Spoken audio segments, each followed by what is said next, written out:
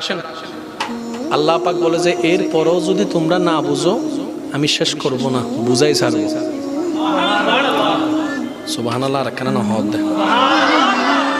সূরা সূরা এই তো মাশাআল্লাহ সূরা আয়াত নাম্বার 153। এবার শুনেন, আল্লাহ পাক বলেছেন দুইটা জিনিস, নামাজ এবং সবর। সাথে আছে কার? ধৈর্য ধারণকারী সবরের। এর পরের আয়াতে আল্লাহ পাক রব্বুল আলামিন কত সুন্দর করে বলছেন, দেখেন, ওয়ালা নাবলুওয়ান্নাকুম বিশাইইন মিনাল খাউফি ওয়াল জুই ওয়া নাকসিন মিনাল আমওয়ালি ওয়াল আনফুসি ওয়াস সামারাত ওয়া বাশশিরিস সাবিরিন ওয়াবাশশিরিস সাবিরিন আল্লাযীনা ইযা আসাবাতহুম মুসিবা ক্বালু ইন্না লিল্লাহি ওয়া ইন্না ইলাইহি রাজিউন। আল্লাহ, সবর তো ভিতরের জিনিস, আমি বুঝবো কিভাবে কার ভিতর সবর আছে কার ভিতর নাই? রব বলে যে হাজার আপদ বিপদ আসার পরও আমি আল্লাহর প্রতি নারাজ থাকবে না, আমি আল্লাহর প্রতি কোনো আপত্তি থাকবে না, আমি আল্লাহর প্রতি কোনো আক্ষেপ থাকবে না। সুবহানাল্লাহ। আমি আল্লাহর প্রতি কোনো নারাজি থাকবে না, মুখে প্রশান্তির হাসি থাকবে। আর যখন সেই রকম বিপদ চলে আসবে, একটা আওয়াজ তাদের মধ্যে শুনতে পাবা, যে দলের সাথে আমি আল্লাহর রহমত আছে।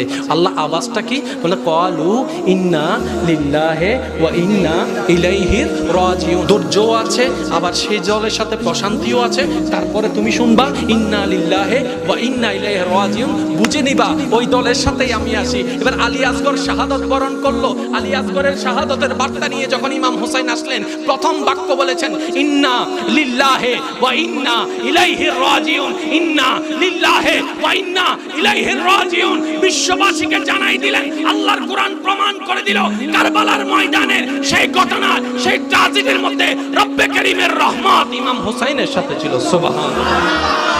তখন কিন্তু যখন ঘটনা হচ্ছে তখন কোরআন নাজিলের কোনো সুযোগ নাই, কিন্তু আল্লাহ আগে থেকেই ফিট করে দিয়েছেন। আপনাদেরকে যখন ঘটনা ঘটতেছে কোরআন নাজিল হওয়ার নতুন করে সুযোগ, কিন্তু আল্লাহ তাআলা এমন ভাবে কোরআন নাজিল করেছেন আগে থেকেই, যে পরবর্তী কাহিনী আসলেই fit fit fit fit fit. এটা হচ্ছে কোরআনের আরেকটা মুআজিজা। সুবহানাল্লাহ বলা যাবে? আচ্ছা, এবার ইমাম হুসাইনের সাথে কে ছিলেন বলেন না? ইমাম হুসাইনের সাথে কে ছিলেন? ইমাম হুসাইনের দলের সাথে কে ছিলেন?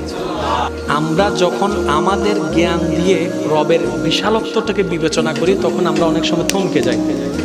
আমরা কোনো কিলকুল কিনারা খুঁজে পাই না।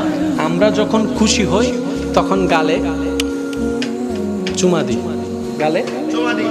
আবার সাইও সুমাইবে বয়ফ্রেন্ড গার্লফ্রেন্ড আর না লাগে, হ্যাঁ গুরু হওয়ার হতা। আমরা যখন খুশি হই কপালে চুমা দিই, একটু জোরে বলতে হবে, কপালে চুমা দিই। আমরা যখন খুশি হই গালে চুমা দিই।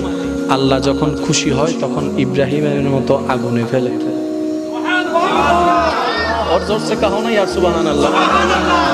আমরা যখন খুশি হই তখন আমরা জড়াই ধরি।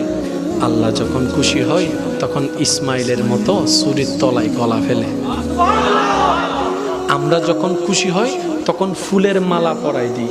আল্লাহ যখন খুশি হয় মরিয়ম আলাইহিস সালামের মতো কলঙ্কের গলার মধ্যে কলঙ্কের মালা পরাই দেয়।